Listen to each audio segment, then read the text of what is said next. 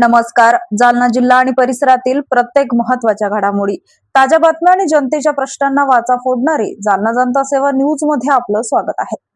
जंतर मंतर येथे झालेली मारहाण ही अमानुष असून संविधानाच्या विरुद्ध असून यामुळे संपूर्ण देशातील वातावरण दूषित होत असून सरकारने यावर त्वरित महिला मुली यांना झालेल्या मारहाणीमुळे त्वरित न्याय मिळण्याबाबत सादबिन मुबारक व इतर सामाजिक कार्यकर्ता राहणार दुःखीनगर जालना वरील विषयानुसार निवेदन सादर करण्यात येते की गेल्या काही दिवसापासून जंतर मंतर येथे सुरू असलेले उपोषण मोडून काढण्यासाठी शासनाने व शासन पुरस्कृत काही लोकांनी येथील उपोषणकर्ते व महिला मुले यांच्यावर अमानुषपणे लाठी हल्ला केला. तसेच पोलिसांनी अश्रुधुरांच्या नळकांड्या फोडून या सर्वांनी मिळून हे उपोषण मोडीत काढलेलं आहे.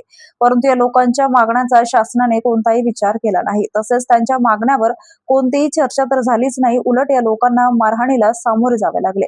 विशेष बाब अशी की यामध्ये पोलिसांनी अनेक वेळा बघायची भूमिका घेतली असून यामध्ये शासन पुरस्कृत लोकांनी आपला हात धुवून घेतला आहे.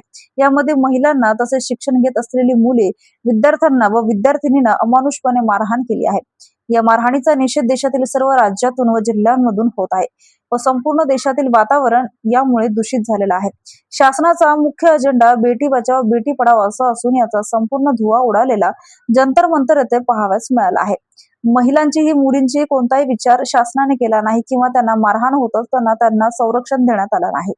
याबाबत शहरामध्ये मोठमोठे चर्चे व आंदोलने होत आहेत.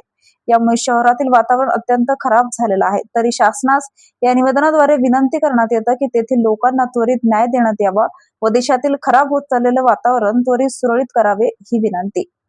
अशाच विश्वासार्ह बातम्यांसाठी आमच्या चॅनलला आता सबस्क्राईब करा.